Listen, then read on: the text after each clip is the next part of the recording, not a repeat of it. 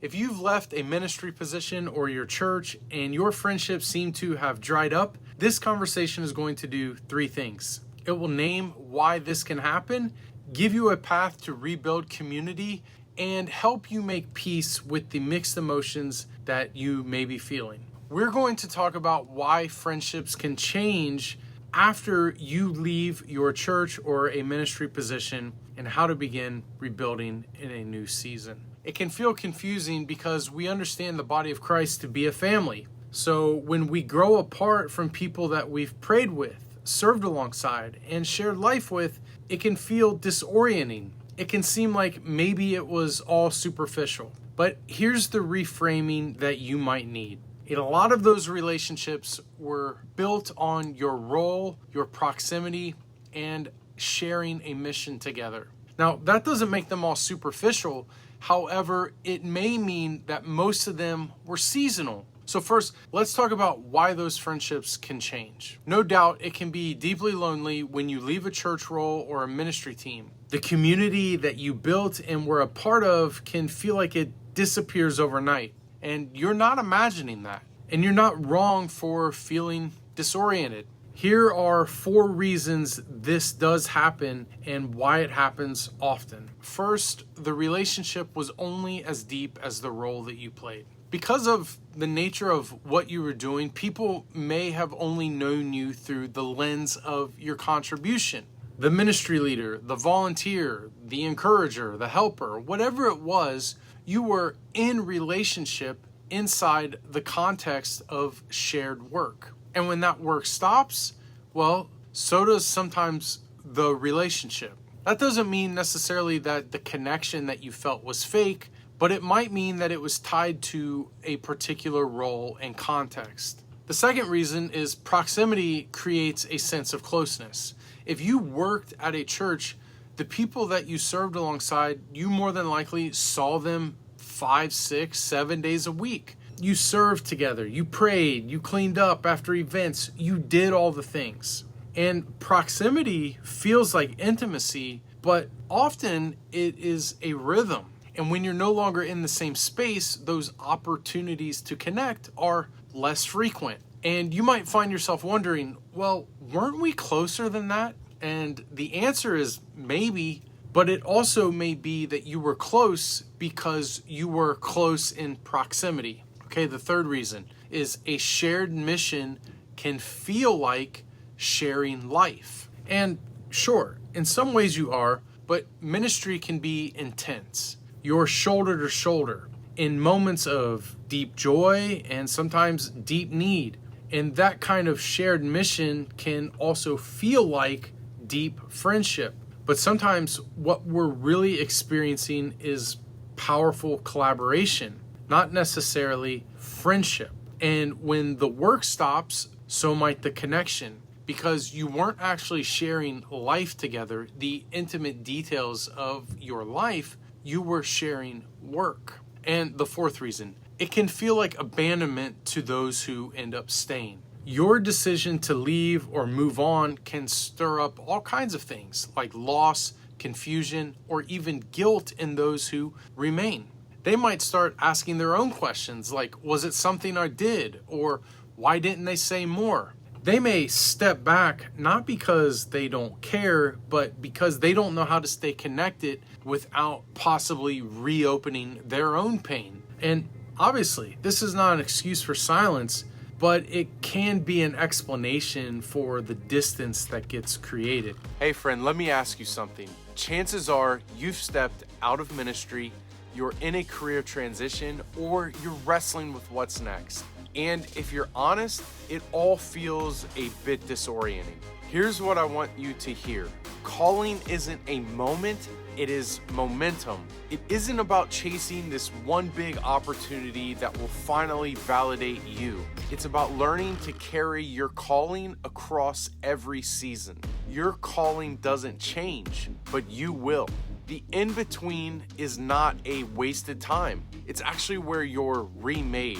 And if you want a guide for this journey, I'd be honored to walk with you inside my coaching program. We'll clarify what's really changing for you, uncover what remains unshakable, and help you step into your next season with more clarity and confidence. If that resonates, I want you to apply today.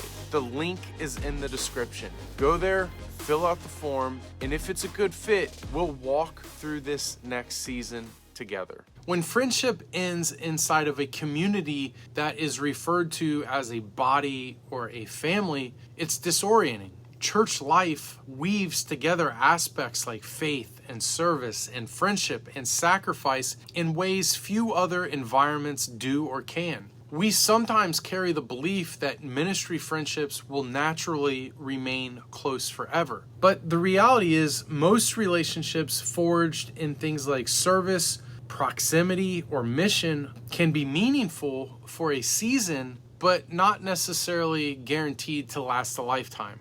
And that doesn't just make them all disposable, it simply reframes them as gifts for the time that they were given.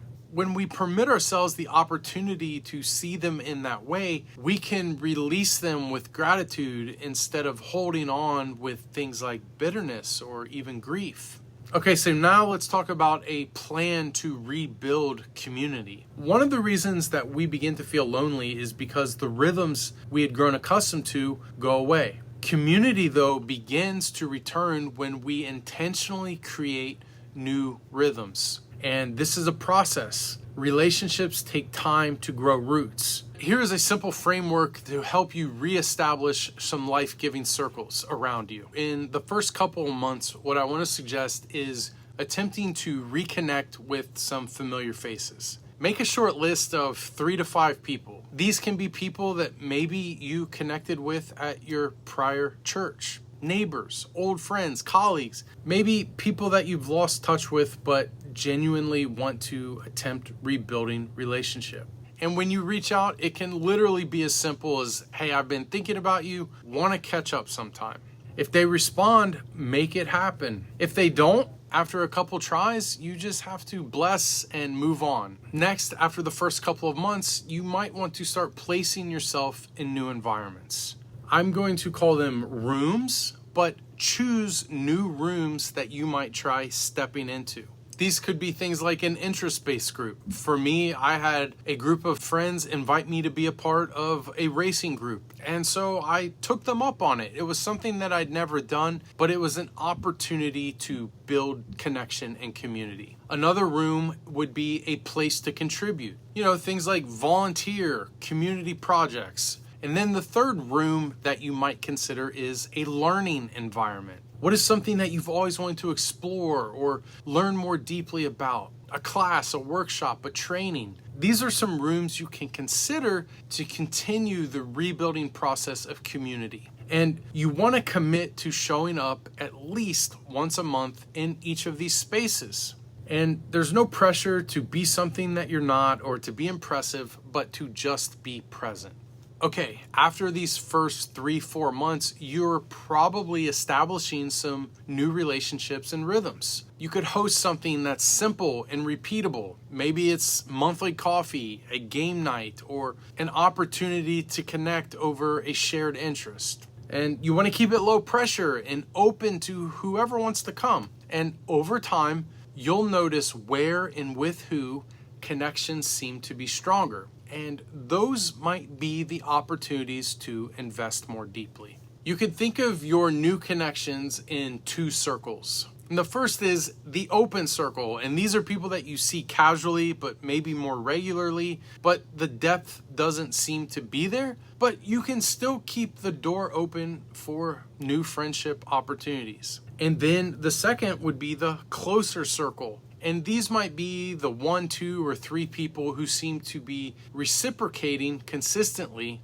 the relationship. The body of Christ is a real spiritual family, but a local congregation is one expression of that family in a particular time and place. The relationships within it can shift as seasons change. We can submit to each other with love and honor and truth and care as fellow members of Christ's body. But we may not maintain the same depth, frequency, or inner circle status with everyone over the course of a lifetime. Having misguided expectations for the connections that we establish with people in our life can make transition even more challenging. You don't want to develop a cold heart. To prevent this, you can hold each relationship with gratitude for the season it was given and with openness for the season that's ahead. You're grieving more than just leaving a role or a church.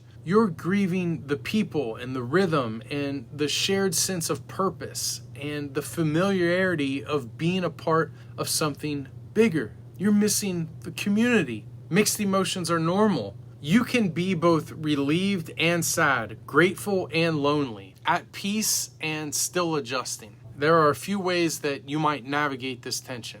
Give yourself permission to name what you miss and what you don't. Maybe let a trusted person hear the whole story and the real story, not the edited version. I want to encourage you to take the next step towards connection, even if it seems small or insignificant. Send the text, attend the gathering, accept the invite, or invite someone else in. You don't rebuild community by figuring it out in your head. You rebuild it by taking one relational step at a time. If you're grieving the loss of one community, it doesn't mean that it's something that you'll never have again. It is something you can rebuild with intentionality, clear expectations, and gratitude. Hey, if you're still listening right now, I'm so grateful. And if you know this message is for you, don't wait. Head to the application link in the description and let's walk through the in-between together. Remember, calling isn't a moment, it is momentum. Your calling doesn't change.